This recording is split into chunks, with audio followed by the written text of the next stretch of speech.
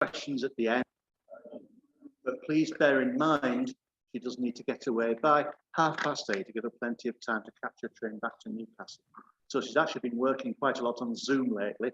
So this is one of her first live lectures for some time. So I shall leave you in the capable hands of Claire MacRae. Thank you.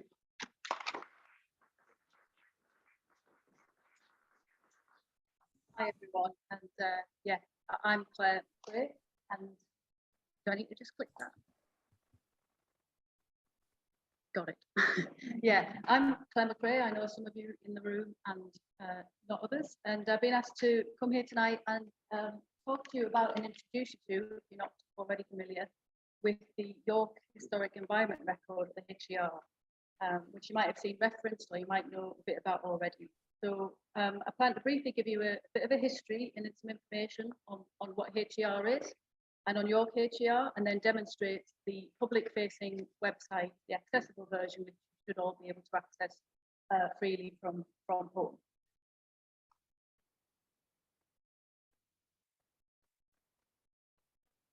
So a definition of the HER, this is from Historic England. Historic environment records are sources of and signposts to information relating to landscapes, buildings, monuments, sites, places, areas and archaeological finds spanning more than 700,000 years of human endeavour. That's Historic England's definition of a HER. So it might seem quite complicated, but essentially a HER is a database, and it's a database of archaeological events, of buildings, of monuments, lots of different things really, and it's quite difficult to talk about in some ways without getting into nitty-gritty details. So please ask questions at the end if you're unsure about something or want to know more, or you can get in touch by email.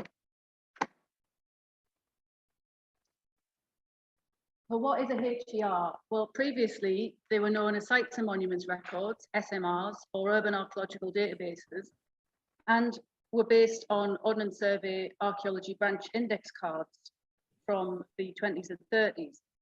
So SMRs were essentially developed in the 70s and 80s when created in a response to the loss of the archaeological resource through development. And the HER is essentially just a step on from an SMR, and it's much broader and it includes buildings and designated landscapes, whereas the SMRs were very much monuments based. It's a database, as I said, which is held generally maintained by the local planning authority or the National Park Authority. There are over 85 different HERs in England, all using a variety of systems and with various levels of accessibility. So the Heritage Gateway is a website that you can use to see limited data sets across England. So York were on there or are on there with the monument data set, but you can access other HERs from England. Scotland and Wales have different web pages, and that they are PastMap for Scotland and CARN, C-A-R-N, for Wales. The HER is a primary source of information for planning, development control work, land management for planning authorities, and external archaeologists and consultants. And it's used alongside knowledge and other experience to make decisions and provide advice, primarily for planning. And it's also used by members of the public, of course, and by students. And the point at the bottom there, just because something isn't on the HER doesn't mean it doesn't exist or that it isn't a heritage asset. And equally, everything on the HER doesn't carry the same significance or value. The HER is essentially, it's a point of information, it's one source of information, and it's a starting point that's used for planning primarily, and it can signpost to other sources of information. So it's not, the purpose of it is not to have everything on there in one place, and the York database certainly doesn't have everything on there. There are gaps in the data. The City of York HER began as an urban archaeological database and a deposit model covering the core of the city, and it was created in two phases in 1989 and 1992, and it has grown organically since then. So, as I've just alluded to, the data that's held in the HER is not perfect by any stretch. It's patchy in places, and it's very much dependent on the amount of resource that we've had in terms of staffing, and what information has been available to us. The event and source data was collected from 1990 onwards, which was when archaeology became a consideration in the planning process. We inherited a lot of data from North Yorkshire County Council SMR in 1996 when the local government reorganisation took place. And in 2009, we acquired the HBSMR, Historic Buildings and Scheduled Monuments Record, which is the system, the software that I still use today, what the council use today. Most local authorities in England use this HBSMR system. And that was the catalyst for developing the SMR into a HGR, because it allowed more data to be collected and different types of monuments to be recorded.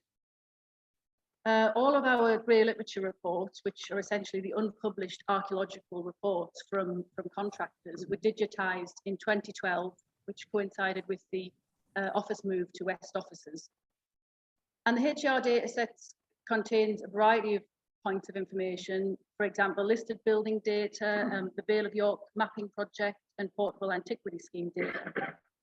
And in summer 2021, the majority of information held on the HGR became freely available online on the system I'm going to show you a little bit later on. So in numbers, this is of December, as of December, we've got 2,766 source records, which don't always include a report. That's another point to come on to. 7,714 events, which include the deposit model points, and over 5,000 monuments and historic buildings are on there as well. Just to give you an idea of the size of the database. I'm just going to touch on structures and standards, just to say that there are some, essentially, even though there are many different systems across the country, because this can get pretty dull otherwise. The essential components are events, monuments and sources, and in York we prefix those numbers with EYO, MYO and SYO, the YO standing for York. The designated assets or areas have separate entries within the HGR under DYO for designation, but all designations also have a monument record, and the monument record number is the most common reference. So that's the one where any additional information would be added. It's an access database which is linked to GIS. That's the spatial element of it. You can create relationships through the data, parent and child relationships, for example, which I'll demonstrate in a minute. And all HGRs should adhere to national standards and standardised terms. For example, the MIDAS system, Monuments Intervention Data Standards. See, I told you it would get quite tough. And there is a 5-year audit by Historic England to ensure that all HGRs are adhering to the same sort of standards across the country.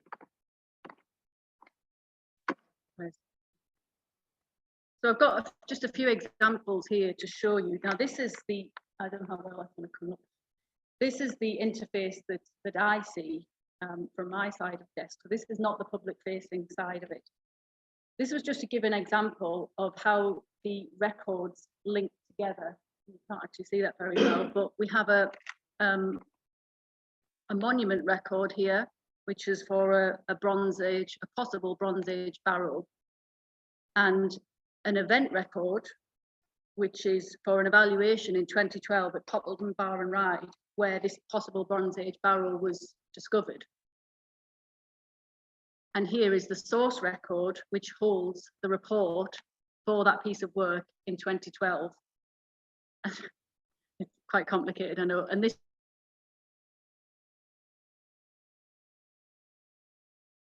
that's the event record, can't quite remember. But it's just to give you an example that basically an event took place, or an archaeological intervention took place. So there's been a record created for that. It has a source record hanging off that, which contains the report. And because they found something, possible Bronze Age barrow, a monument record has been created, which is linked to all of those records as well. The GIS, which is the the geographical information system, the map, essentially, it does contain points, lines, and polygons. So you'll see that when I show you the interactive map. And the source record is often, it's separate, like this one is shown here. But if an event hasn't taken place, but there's a piece of information, then sometimes that is linked just to the monument record. But again, I'll be able to demonstrate that in a better way later on. This example might be a little bit better. This shows a monument record here on the right of a finger ring find spot. Now you'll see in the summary box there, it's blank. There is no information about this other than there is a find spot of a finger ring supposedly at this location. But linked to this record is this pink card, which is the primary record, which presumably came from North Yorkshire in 1996 when this information was pulled into our boundary. So you'll see on the pink record, there is some information. It says 2 stone coffins were found in 1831. So this is just to highlight one of the many issues we have with the data in the HER. So if you find this record on the online database, you'll see that there's no information. But if you dig into it a little deeper, you will be able to pull this pink card up and see the information. But what hasn't happened is it hasn't been typed in to the database. It's just the card's just been scanned and attached, which is good, but it's not very useful when you're quickly flicking through and you think that record is empty. So there's going to be a lot like this where you'll think there's nothing there, but if you look onto the attachments, you will find the information. And the final example out of these is to show you how a monument record can be associated with lots of other monument records. So the example here is the Eber fortress outline, which is shown in red on the map. And you'll see this great big list of things that are associated with the fortress.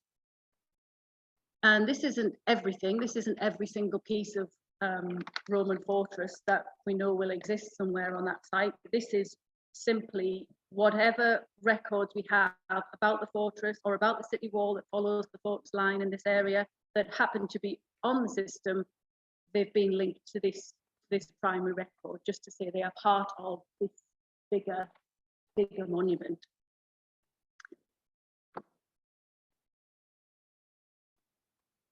So how is the York HER used? Well, I said before that it was primarily used for in the planning purpose. And it underpins the work of the local authority, and it is an ever-growing evidence base which is used to predict where archaeological deposits and features might survive. And of course, that's got most importance in the city centre, where due to the significance of the deposits, there is a desire to preserve in situ. So the HER is consulted as part of the planning process to advise on the relevant mitigation relating to preservation in situ or preservation by record. And the pictures there just show, this is the Guildhall last summer. This is one of the piling rigs at the Guildhall, and that's part of a Roman shoe that came up from the upcast of that particular pile. So it's just to highlight the type of archaeology that we can get in the city centre, which is obviously very significant. And the HER is very important in helping us, so we know where we're going to find that archaeology, basically, and we know what the impact might be. So in York, there's a general emphasis on the maintenance of the HER rather than enhancement of the HER, and that's because basically there's only me to deal with the development management side of things and manage this huge database, keep it up to date, try and make it available to everybody. So enhancement is difficult at times, shall we say, but there has been some promise. This is just to emphasize what I've just said. Essentially, it's the sort of to try and show you the workflow through how things get added to the HER, essentially. Obviously, there's loads of other routes, but this is the main 95% of the time. This is how it works. Planning application comes in, I consult the HER, combine it with knowledge and experience, provide some advice, some field work or research then takes place, a report is produced, and then it comes back to me, and I add that. I create an event record to say work was carried out here, and then I create a source record to say that's the report on that piece of work. And then if necessary, I create or enhance a monument record to go alongside it, if I've got time. Yeah, enhancement and access. So we have done some enhancement over the last few years, and that has included the NRHE, which is National Record of Historic Environment, to HER project. This is a national project that Historic England are pushing, that every HER in the country over the next 5 years has to do this. Basically, they have to take all of the information from the National Monuments Record and pour it into the local HER. We were one of the very first in the country to do this, actually. So I'm glad it's finished because it was awful. It was really awful. And during that project, there was over 2,000 monuments and over 2,000 events either added or amended as part of that process. What else have we got? Yeah, the YAT interim reports from the 70s through to the 90s have all been added onto the HER, and you can access them on the website now.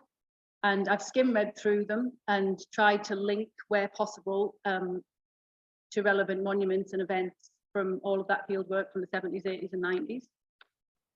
The previous Bar Walls manager had a load of nice pictures of the city walls taken during the first lockdown, so they've all been linked to the relevant monuments.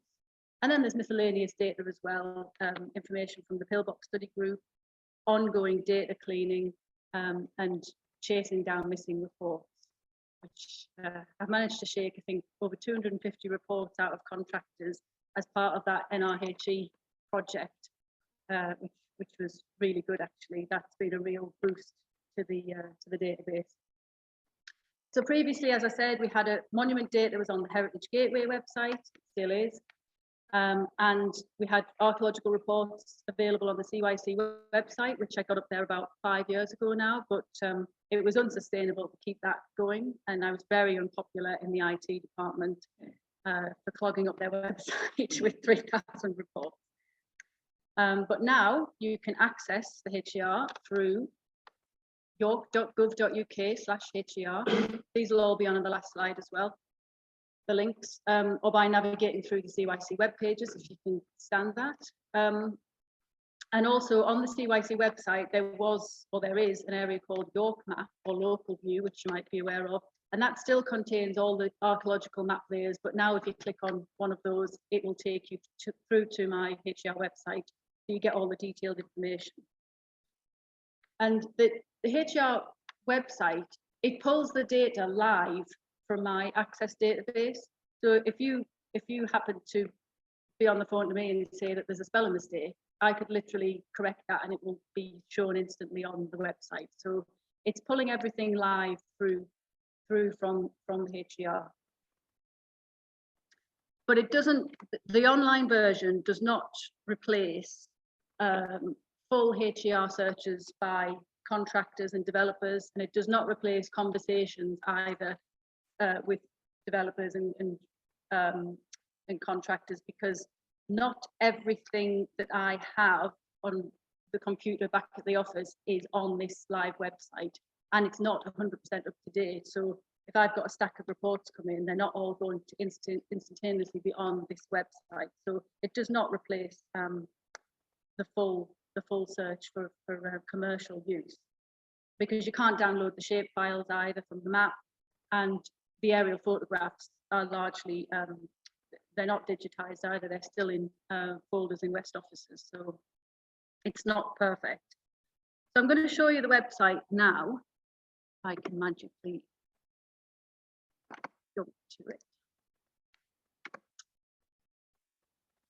I hope this is going to come through okay on the screen at home. So this is, it looks different there. It jumps to this to its real name. But if you type in york.gov.uk/HER, that's the friendly URL, it will bring you to this website. And this is the homepage, and it's just got a welcome. This is the HER type text and a couple of buttons here that can jump to maps and records. But I'm going to show you the tabs at the top and delve into what else you can find and how to use this website. So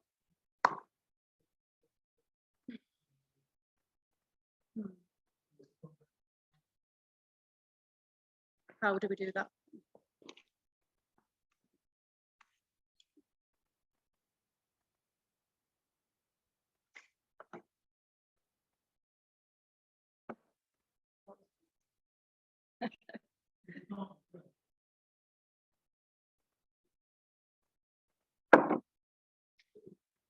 Screen.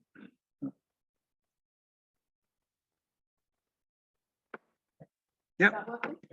Brilliant, thank you. So if we look at the tabs at the top, we're going to come back to map because that's the most important one and probably the one you use the most. Just to show you what else we've got on here. If you click on search, you get a little bit of a simple search box comes up. Now you can just type in here, you could type in a word, station, for example, and it'll come, it'll return you some searches relating to station. It's that simple. If you happen to know the monument number or the event number or whatever, you've read it in a report or you've got it off me. If you know the number, then you can just type the number in here. Here's one I made earlier, and it'll take you straight to it. It's simple. So that's essentially, it is what it says. It's a simple search. Underneath this search tab, we also have some instructions on how to use the map, so you don't have to write everything down right now. Some help on the advanced search and a link to the advanced monument search. I'll just show you that. On this advanced search, you can search by parish or site type and various other things. So it's just a bit more of an in-depth search, but presumably most of you will use the map to navigate around this, which obviously I'm going to come back to. The Find Out More tab is essentially a series of snazzy buttons, and that is what they are. They are buttons that take you straight back to the CYC website. So if I click listed buildings, for example, it will take you straight through to the listed buildings page on the CYC website. So that's all they are, they're buttons, but they look good. The city walls section. Now this is something that I'm hoping the new city walls manager, when they come in, will take over, because this was Louisa Hood's section of the website. We sort of built this together. So in the city wall section, she had, I think that's just an overview of the wall with some buttons. Again, these are buttons that take you back to CYC pages. But she also had some other tabs here, a little bit about conservation. If you go into conservation management, for example, you get the downloads for the conservation management plans. And it's worth having a little look around in here. There's a little potted history of the walls and a little bit about how the records are organised, which is badly, essentially. I'll just tell you that now. I said it had grown organically, so yeah, there's a whole section on the city walls, and I'm hoping that when the new manager comes in, this will be updated, because it hasn't changed since it hasn't changed much since this launched in the summer. And the final one is the blog, which is just something that I have been messing around with, and I try to update this. I have tried to update this every couple of months, but it just depends on time and needing something to talk about, really. So there's only 4 on here so far, but they have links to various either records within the system or external websites. So there's a little bit on there about World War II projects that are ongoing, and about the interim magazine that I mentioned earlier for YAT. I mean, if you go to this blog entry, you can literally just go to any of the intra magazines there and browse at your leisure. So I'm going to go back to the map because that is where you will probably like to have a browse around. And there's probably the most to talk about. Right, so we're on the map. And you'll see here, there are a lot of tools. So if I just click on the first one, search, which is pretty obvious. You can't search by street name, which is unfortunate for a whole load of technical reasons, but you can search by postcode or grid reference or general location. It's not brilliant, to be honest. It's easier to browse around, but it's there. This is the layers. So this shows you what layers you can pull up on the map. So, and these symbols show you what type of spatial data it is. So monuments, for example, have points, polygons, and lines. So I've just turned on the monuments layer there. I've moved out the city centre slightly because the city centre obviously is very crowded when you turn on these layers. You can zoom in and out, obviously, just as you would expect. And yeah, so points, monuments, and lines for monuments. Same for events, points, monuments, and lines. And you might find that just the way it's been set up historically and the way John's done things in the past, if it's got a polygon, it's probably got a point as well. If it's a line, it's probably got a point as well. Everything seems to have a point because it's easier to see when you distill on our side of things, when you distill the map. It's easier to see things as points. So you might find some things or everything is doubled up if it's got a polygon or a line. I hope this is making sense. Yeah, it's quite self-explanatory. Scheduled monuments, listed buildings, which are points, registered parks, conservation areas, and areas of archaeological importance. So I'm just turning conservation areas on just to demonstrate something else in the list. The next tool you can use is the base layer. You can change the base layer from Modern Ordnance Survey to the 1852 Ordnance Survey, which is lovely if you haven't seen it, although it only really covers the sort of city centre and immediate environs, I think. And a modern aerial photograph. Again, for lots of complicated technical reasons, I wasn't allowed to have historic aerial photographs, but this is quite useful. Information button, when you hover over one of these polygons or points, you get an idea in the black box of what it is. So if I just click on Tadcaster Road Conservation Area, it turns up in the list on the side here. And if I click on the list, it takes me to the record. So this is the conservation area record. I'm not going to dwell on it too long. It was just to show you that it takes you to this record and it tells you a little bit about it and it shows you on the map.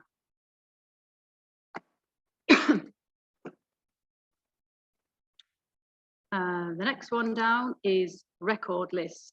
Now, I don't use this one very often, but if I just turn on monuments again to demonstrate this, if I click on show records for, it now highlights monuments and conservation areas because I've got those two layers turned on. So if I just want to list the monuments, it will just list the monuments, but without turning the layers on and off. So it's just, instead of having to turn layers on and off all the time, it's just a way of listing the records relating to monuments or conservation areas.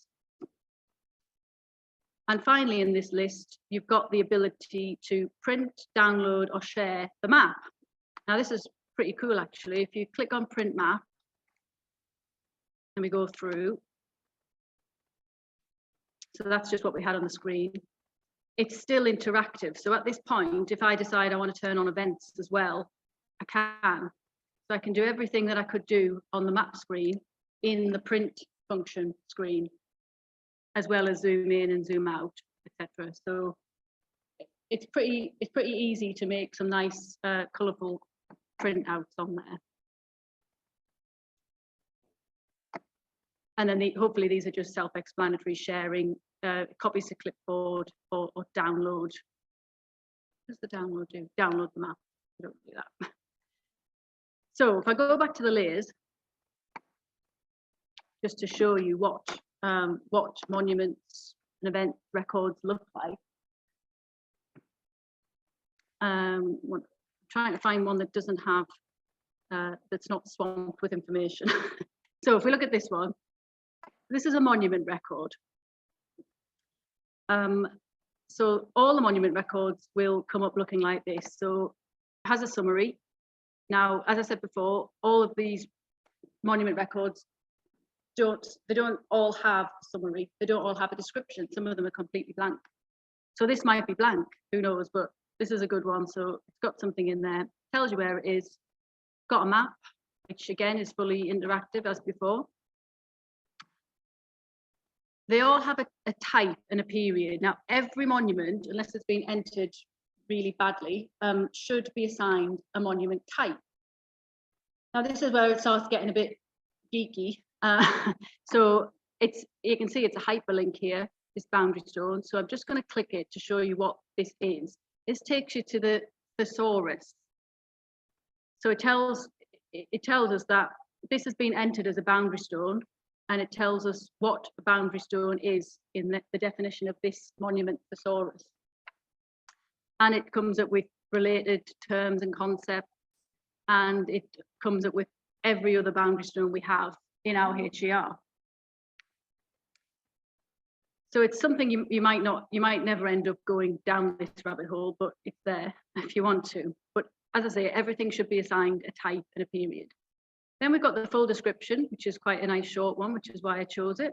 And it tells us that the information in this description has basically come from the listed building description, a little bit from the Royal Commission, and NMR information, which is, it was part of the project, the NRHE to HER project. And it has just this little sentence from that information about about the material that hasn't been catalogued yet. It tells us there are no images, there are no documents.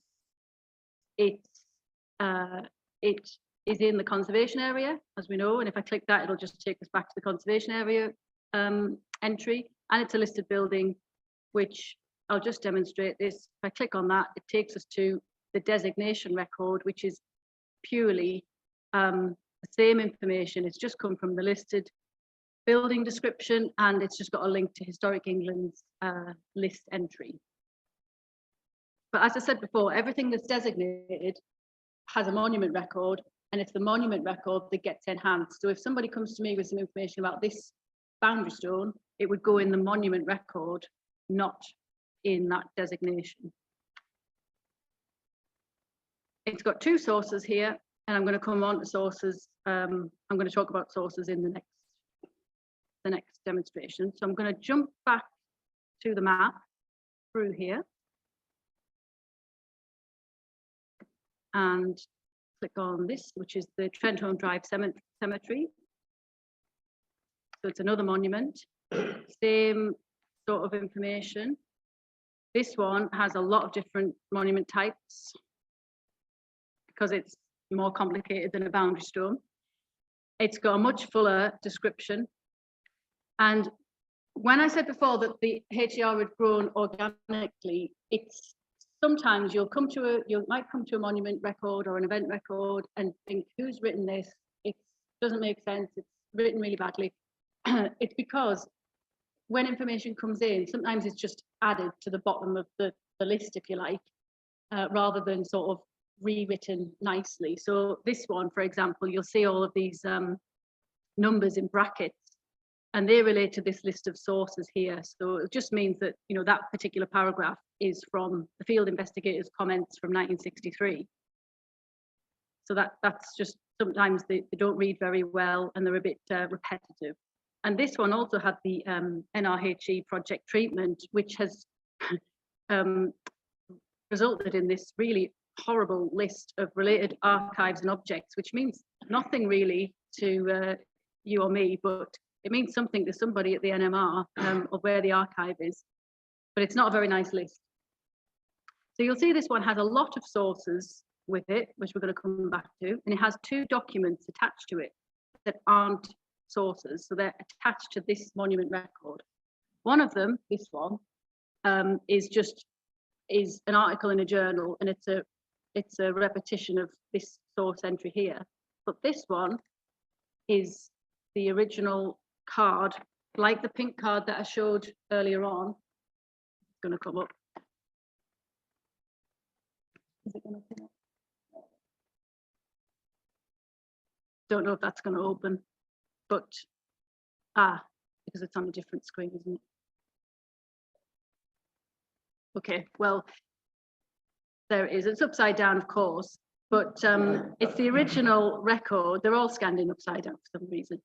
It's the original sort of record that came from God knows where, to be honest, and created that. This is where the original monument record was created from. So some of this information is no doubt a repeat of what is in the monument record, but some of it I bet hasn't been brought across either. So it's just to try and show you an example of what you might find in these headings here, but it's quite obvious if there is something, because it'll have a number 2 and it'll show you them straight away.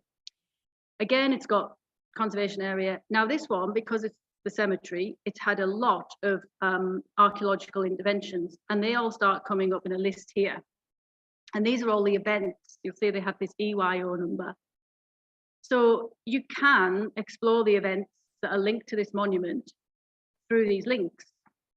I'm going to show you them by going back to the map, because they only appear in this list if they have been linked in the database. So some, you know, this is quite a good one because it's had a lot of work done, and I've spent a lot of time tidying this one up.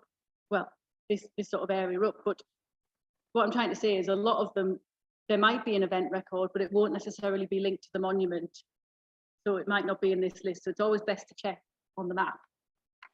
You also see at the bottom, it says feedback, and this is on the monuments and events, I think, and it's got a link there. Now that takes you to a generic email relating to this very specific record, and it comes straight through to me. And I do try and deal with them all that come in, and I've dealt with them all so far. There hasn't been many, but so if you get an automated response, but I do see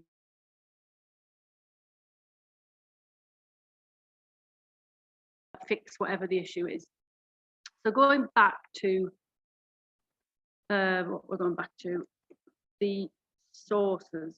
Hang on. We're going to go to the event. Sorry, I'll show you the event record, and then I'll show you how to access the sources. I hope this is all making sense. This is quite difficult to talk through. So I'm staying on the same place. We've got the cemetery there, the yellow outline. And the events are all shown in blue. Now, which event is it then? So you see there's quite a few, but if I click on 147 Mount Vale, the Newington Hotel site. So it comes up here, it tells us it's an excavation. And similar to the monuments, which all have types, this has technique. And again, if I click excavation, it will tell us what the definition in this thesaurus is for excavation. So that's why it's been assigned that technique. Location, etc. Organisation, date. Now this one's got 6 images linked to it. These are photos that I took just on a site visit. They're not all this good. This is one I'm trying to show as a highlight, but if you're lucky, you might get some images and some documents. The description usually comes straight from the summary of the report, maybe with a little bit of editing.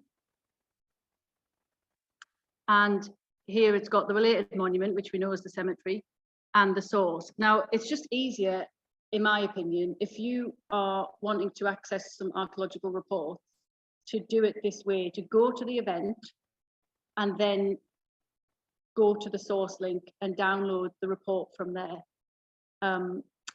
Because if you start looking, so in the if you remember, the monument for this cemetery had a list of, it had about 6 sources. And it's just easy to get mixed up, but this event is specifically about the excavation in 2017. It's not about anything that happened in the 60s or anything like that. It's just about the archaeological event in 2017. And if you want to know about that, this is the place to go, and then this is the report that you want to read. So I've clicked on the source, and this is what the source record looks like. Now, the biggest thing to tell you about the sources is, you'll see there's no source layer on the map. There's no source search function on the search box. You only find the sources when they are linked to a monument or to an event. Anything that's been put on in the last 6-7 years will have a source record with a report attached to it. Some of the older source records do not have a report. So it'll tell us that a report exists in theory, but we don't have it. I tried just to put them on when we have the report now. So it's a bit hit and miss depending on the age of the record.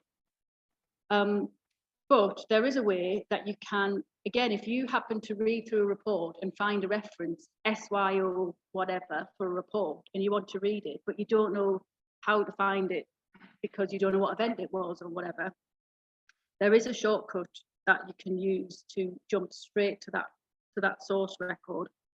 Do I dare show you how to do that? I've put the link on it actually on the last page of my presentation. I've written that link out, that shortcut link. So I'll not chance it. I will just tell you at the end. But yeah, so you can, if you know the SYO number, there is a way of jumping to it. But otherwise, you need to go in through the event or the monument. Not for sources, no. Don't know why, but just monuments, designations, and events, I think. Yeah, so again, it's just got a summary, blah, blah, blah. And the same as before, it's just telling us what it's linked to. But the key thing is document 1, here it is, the report. And it's quite a big one, this actually, so maybe it's tempting fate, but you get the idea. If you want to read that report, there it is in the source record. You simply click on that and it will download it.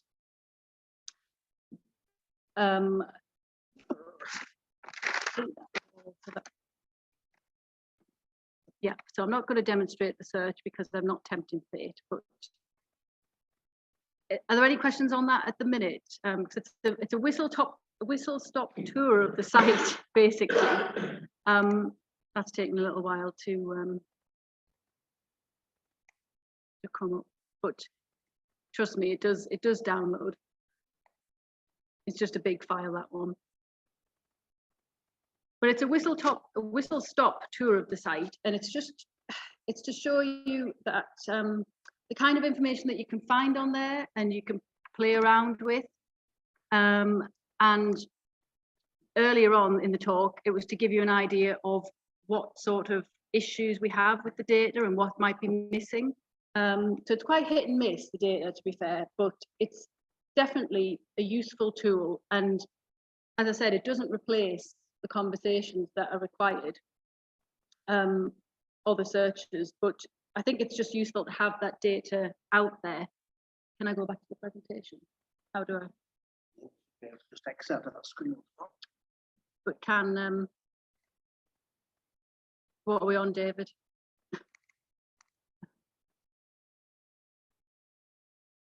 Are we sharing the screen? Yeah. How do I get that to go?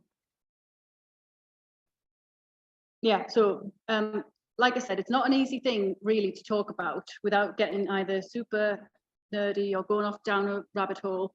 The best thing to do is just go and have a play with the website, which is the top one there, york.gov.uk/HER. The second link on there is the source shortcut, which is a bit of a mouthful. https://her.gov.uk/source/SYO and then the number. So you need the number, that's the key thing for that one. And that will take you straight to the source record. And also on there, there's Heritage Gateway, which is the website you can look at to explore other data sets from other parts of England. And the Portable Antiquity Scheme, if you haven't seen it, their website's pretty good to look at as well, which is finds.org.uk. The Portable Antiquity Scheme data is, I have it to look at internally, but it's not externally shown on this website. But yeah, go and have a play around with it, and hopefully you'll find it interesting, or I don't know. I welcome your feedback. It's been a difficult time getting it online, so hopefully you do find it of interest. And I'm aware that I've sort of focused on the archaeological elements of it, which is just because that's generally how I use it. But there are lots of buildings on there and other monuments. And if I get an interesting heritage statement, for example, from a planning application, I do try and pull them into the HER as well. So you might find on some of the monuments or listed buildings that there's heritage statements or statements of significance relating to the built heritage as well. It's not just all about the archaeology. So thank you very much for having me, and please get in touch by email or questions now. Yeah, I'm quite happy to talk about this another time or whenever. Yeah, well, please get in touch. Thanks very much. I mean, I certainly know what I'll be doing on Friday night now with my wife. We'll take some questions. It's going to be a bit unconventional because I know from the last Zoom hybrid lecture that people at home couldn't hear the questions. So I'll have to repeat the questions to Claire. So just bear with us. Are there any questions? Yeah, John. There's a garden near us that has got some parish boundary stones, which have obviously been moved from somewhere else. Now, so would they feature in that location on your record? The question was, there are some boundary stones near a house in Heworth. Are there any records of such stones? I very much doubt it unless they're listed, which I'm assuming no, if you knew about it, that's something you'd like to have up there, or because they're in the wrong place. I probably, this is where it gets difficult, because all different HERs have different ways of putting things on, or have different, what's the word for it? I can't think of the word, but they have different criteria to what they include. So you'll find some HERs might include like blue plaques, for example, or modern street art. We don't, and it's largely a resource. It depends on how much resource they've got, because some, especially the ones down south, have really have a lot of staff. So I probably wouldn't put them on, but at the same time, if you emailed and said, could you put them on, then I would, if that makes sense. I wouldn't actively seek those things out to put on, but if someone came and asked me to put them on, then I might. But of course, as you know, there isn't half the castle wall. Yes, well, this is the problem. You've got to draw the line somewhere, and to be honest, I don't know where the line is, because we haven't got any specific criteria. It's just sort of what's useful and what do we have time to do. So when we did that National Monuments Record project, there was a lot of monuments on there that came in that we didn't have on our system, that I wouldn't have necessarily put on, but the NMR were wanting just to take the data, because they were, I don't know if they,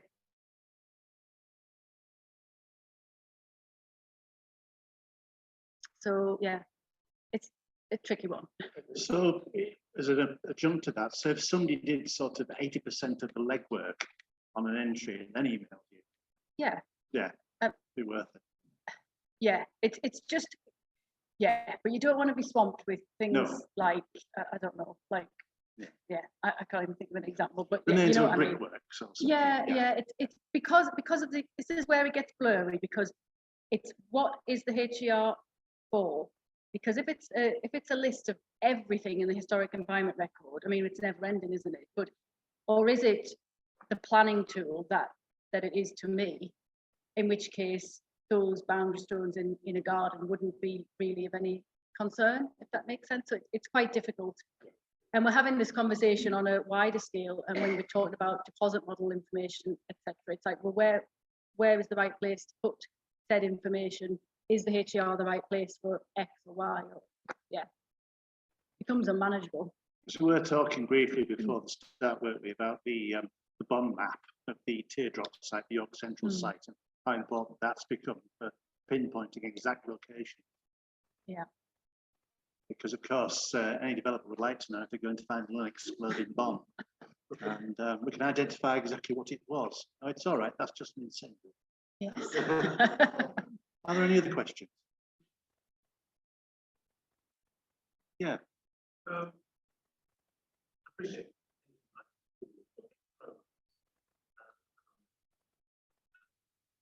But I just wanted to get a feeling for where you stand relative to other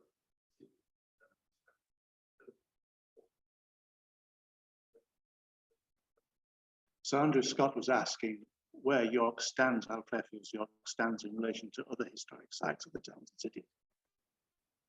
So in terms of accessibility, do you mean in terms of accessibility or data or both? Quantity.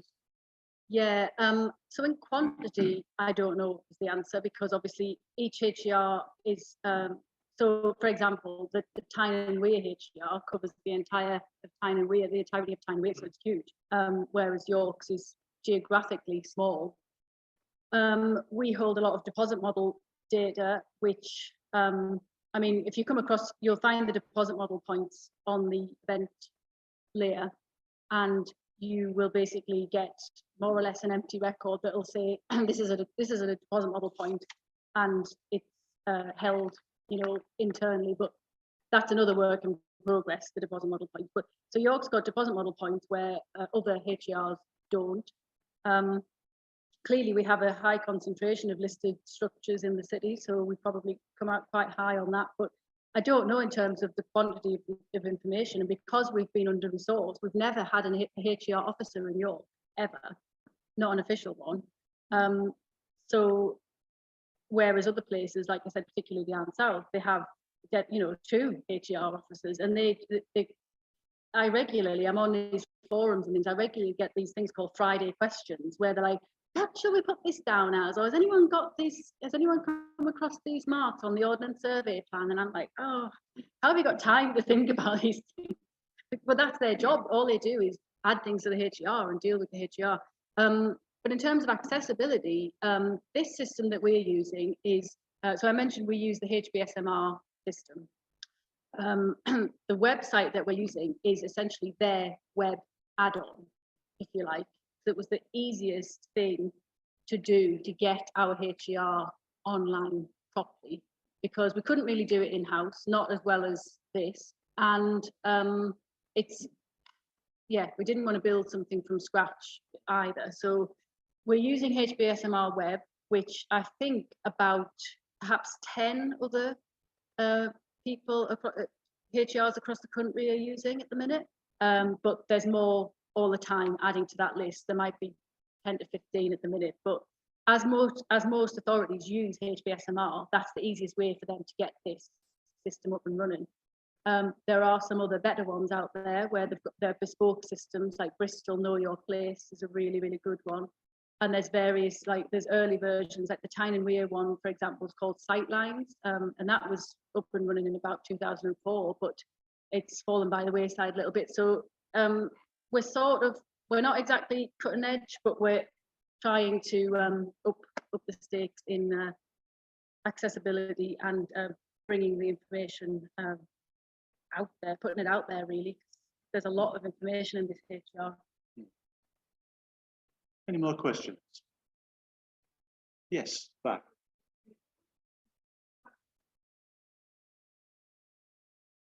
Is the geographical boundary identical to the city council boundary? Yes, it is. Yeah. So we grew in 1996, which is where we got that influx of data from North Yorkshire. So yeah, itty bitty bits of information. Which, yeah, that adds to the sort of problem with the data. But yes, it does cover the same boundary. We're talking estric, Strensel, Batchin. Right. Any more questions? Right. I forgot an announcement at the start before. Well, I've got all your attention, that I had an